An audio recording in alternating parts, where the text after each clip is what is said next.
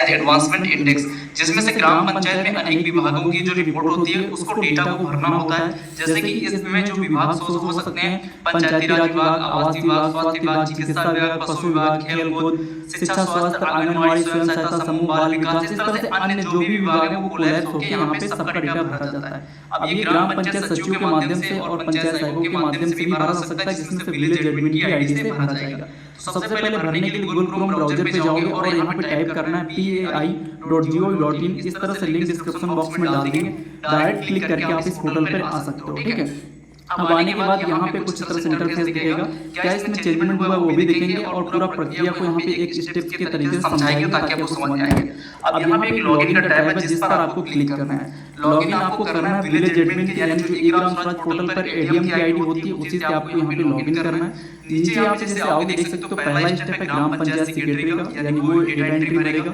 फिर development block यानी पीए nodal officer, block के अधिकारी, डिस्ट्रिक्ट पीएआई या नोडल ऑफिसर डिस्ट्रिक्ट लेवल पर, फिर स्टेट लेवल पे। ठीक है, तो आपको यहाँ पे क्या करना है, जो ग्राम पंचायत का एडीएम यानी एडमिन वाला जो आईडी पासवर्ड होता है विलेज एडमिन का, उस आईडी पासवर्ड से आपको फिल करना है, देन लॉगिन करना है। मैंने यहाँ पे आईडी पासवर्ड भर दिया है।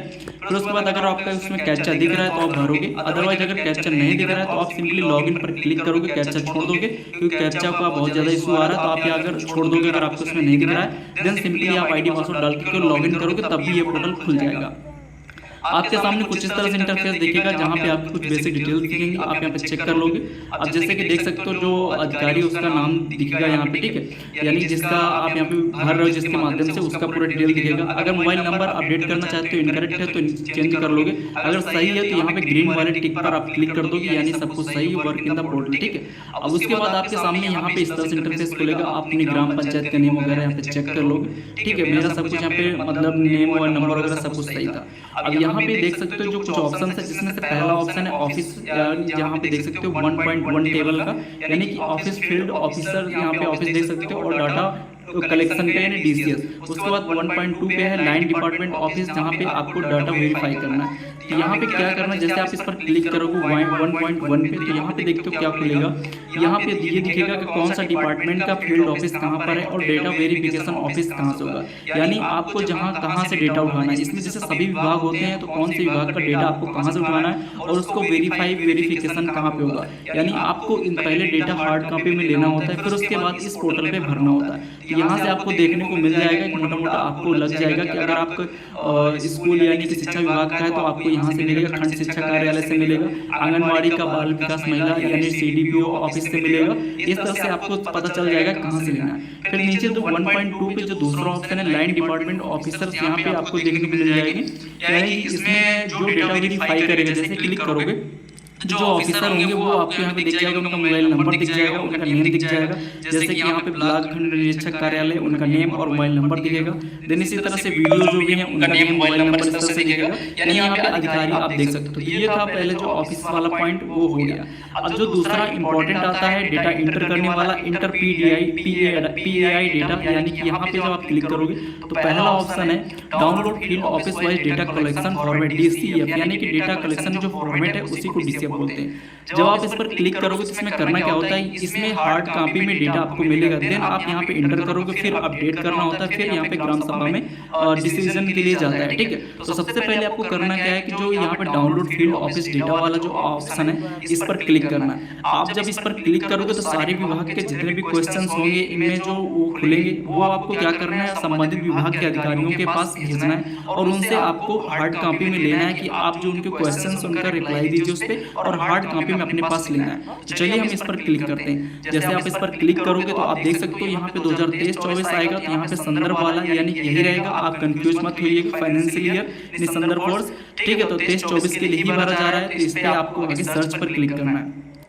दोस्तों, क्या आप माइक्रोसॉफ्ट एक्सेल में काम करते समय फॉर्मूला भूल जाते हो? असली प्रॉब्लम ये है कि आपको फॉर्मूला अच्छे से सिखाया ही नहीं गया। या तो लोग गूगल, यूट्यूब से सीख लेते हैं, नहीं तो आसपास जब आप सर्च पर क्लिक करोगे तो आप देख पाओगे कि आपके सामने इस तरह से इंटरफेस खुलेगा। अब यहाँ पे नीचे अगर आप चाहते हो कि लैंग्वेज चेंज करना, कि आप दूसरे इंग्लिश या हिंदी अदर लैंग्वेज भी लगाना चाहते हो तो यहाँ पे आप सेलेक्ट कर सकते हो, लैंग्वेज का सिलेक्शन कर सकते हो। ठीक है, मैं यहाँ पे जो लैंग्वेज उसी को रखता हूँ।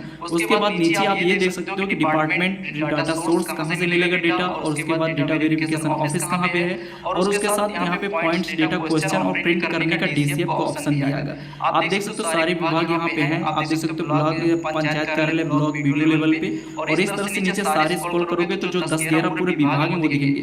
यहाँ पे डेटा पॉइंट्स हैं। डेटा पॉइंट्स का मतलब यहाँ पे वो क्वेश्चंस हैं, इस विभाग के इतने क्वेश्चंस हैं तो उनको यहाँ पे भरना है। हालांकि इस बार क्वेश्चंस बहुत कम हो गए, पिछली बार बहुत ही क्वेश्चन ज्यादा थे। ठीक है, तो इस तरह से जो 9, 10, 13 विभाग हैं इनमें सब में देख सकते हो। मैं एक का यहाँ पे दिखा देता हूँ, जैसे ग्राम पंचायत सचिवालय विभाग पंचायत राज डिपार्टमेंट में है, जिसमें से 49 क्वेश्चन है, यानी 49 क्वेश्चन है।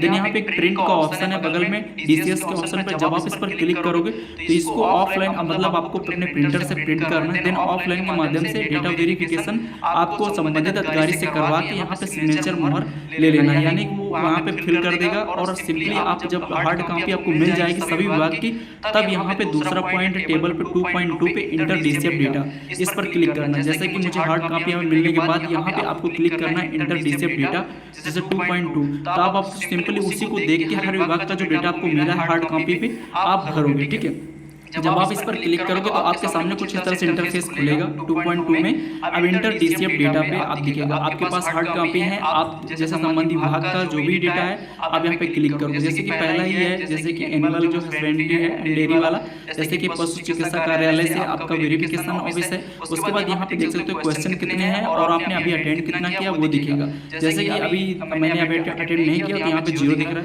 अब जैसे अटेंड करने के लिए यहाँ पे एक प्लस का आइकन है, जिस पर आपको क्लिक करना है, यानी एक्शन के बटन पर आपको क्लिक करना है सबमिट करने के लिए, इंटर करने के लिए। चलिए मैं यहाँ पे क्लिक करता हूँ।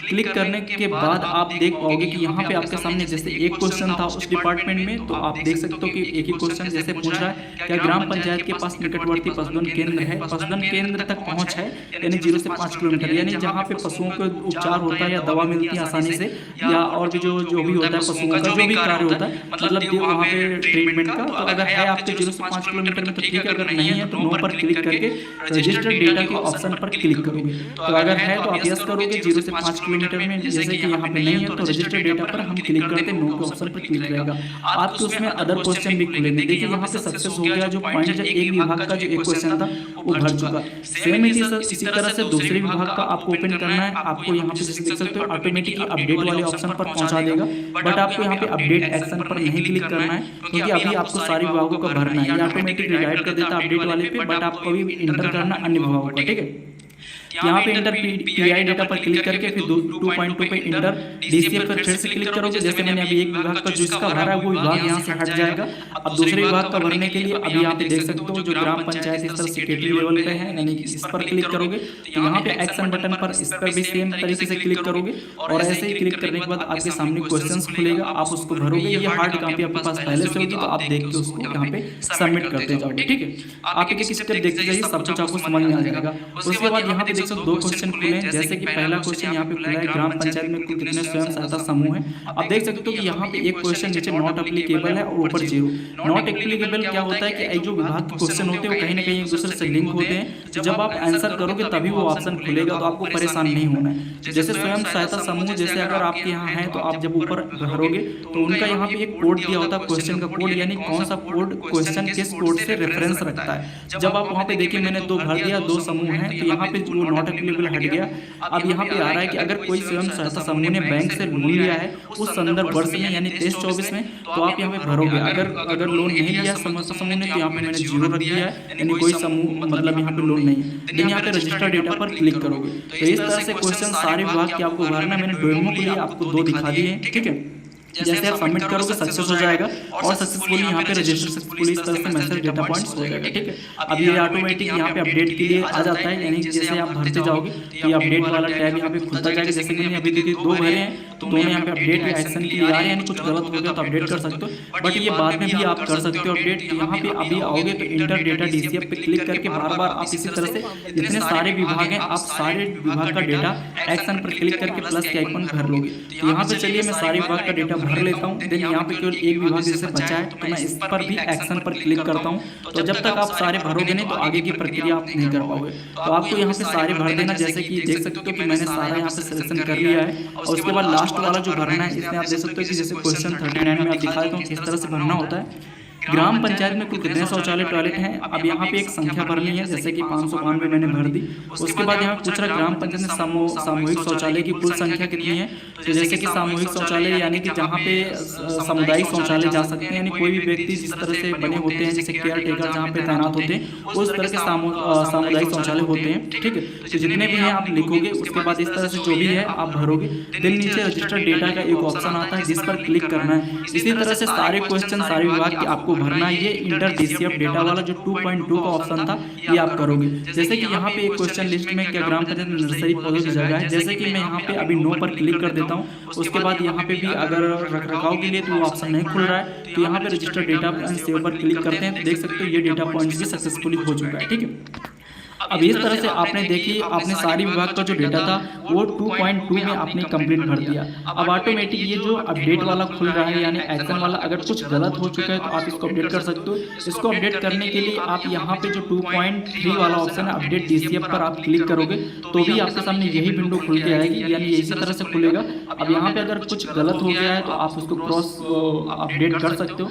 मेरे केस में जैसे कि मैं यहाँ पे एक दिखा देता हूँ आपको अपडेट करने के लिए, अगर आपको कुछ गलत हो गया यहाँ पे अपडेट वाले एक्शन पर नीचे पॉइंट पर क्लिक करोगे। देन जैसे आप इस पर क्लिक करोगे तो ये पूरा खुल जाएगा। आप यहाँ पे क्रॉस चेक कर लोगे कि इस विभाग में आपने क्या गलत भरा है या क्या छूट गया है। मेरे केस में जैसे कि ग्राम पंचायत में जैसे कि नर्सरी है जहाँ पे पेड़ पौधे हैं, यानी कि जैसे पर्यावरण दिवस के उपलक्ष्य में पेड़ यहाँ पे लगाए गए थे, तो मैं यहाँ पे यस कर देता हूँ क्योंकि यहाँ पे जगह है और मौजूद है। उसके बाद यहाँ पे जो नर्सरियों के लिए रखरखाव के लिए क्या देखभाल सुनिश्चित किया गया है, वहाँ पे पानी की व्यवस्था, घेराबंदी, सारी व्यवस्था है। तो यस पर क्लिक करके अपडेट एंड सेव डाटा पर हम क्लिक करते हैं। देख सकते हो यहाँ पे डाटा अपडेट सक्सेसफुल हो चुका है। अगर इस तरह से आपको कुछ गलत हुआ है तो फाइनली आप यहाँ पे अपडेट कर सकते हो। तो जो मेन काम था आपका डेटा एंट्री का वो आप कर लिए हो। इस तरह से देखो तो सारे यहाँ पे अपडेट वाले क्वेश्चन आपके खुले रहेंगे क्योंकि अपडेट वाला ऑटोमेटिक टैब यहाँ पे आ जाता है। तो यहाँ पे जो PAI इंटर डेटा वाला जो तीसरा ऑप्शन है, जैसे आप देख सकते हो कि मैंने यहाँ पे कर दिया इंटर डेटा कर दिया। अपडेट पे आप क्लिक करके यहाँ से अपडेट कर सकते हो 2.3 टेबल से, तो मैंने अपडेट भी कर दिया। अब आप यहाँ पे जैसे क्लिक करोगे दिखेगा। अब जैसे कि 2.4 में आता है वैलिडेट डाटा, आप ग्राम सभा डिस्कशन के लिए आता है, यानी कि आप उसके ग्राम सभा के लिए आप डिस्कशन के लिए भेजने के लिए आता है। जब आप इस पर क्लिक करोगे तो आप देख पाओगे यहाँ पे जो आपका वैलिडेट फॉर द ग्राम सभा डिस्कशन, तो सारे जो आपने क्वेश्चन भरे पूरी समरी आपको खुल जाएगी, यानी हर विभाग का क्वेश्चन आंसर डेटा आपको दिखेगा। अभी आप यहाँ पे चाहो तो कुछ करेक्शन भी अभी कर सकते हो। अभी एक और मौका आपको मिलेगा करेक्शन करने के लिए। आप यहाँ पे समरी इस तरह से देख सकते हो। फिर नीचे एक ऑप्शन आता है जहाँ पे आपको यहाँ से सेव एंड ड्रॉप करना होता है, यानी कि ग्राम पंचायत में आगे के लिए यानी डिस्कशन के लिए आपको सेव एंड ड्रॉप करना पड़ेगा। तो जैसे कि मैंने सब कुछ चेक कर लिया है सारी चीजें, तो अब यहाँ पे हम सेव एंड ड्रॉप वाले ऑप्शन पर क्लिक करेंगे। फिर उसके बाद जो GS निर्णय यानी कि ग्राम सभा का निर्णय वाला ऐप होता है उसको भी बताएंगे कैसे करना है, उसको भी समझेंगे। यहाँ पे मैं सेव एंड ड्रॉप वाले ऑप्शन पर क्लिक करता हूँ। ये जो डेटा था ग्राम सभा में डिस्कशन के लिए फाइनली सबमिट हो गया, ठीक है। आप देख सकते हो किस तरह से डेटा हैज बीन वैलिडेटेड हो चुका है और सक्सेसफुली फॉर द ग्राम सभा के डिसीजन के लिए पेंडिंग हो चुका है, ठीक है, डिस्कशन के लिए, ठीक है, हो चुका है। देख सकते हो यहाँ पे अब ये ऑटोमेटिक आ जाता है व्यू पॉइंट जो आ जाता है, यानी कि 3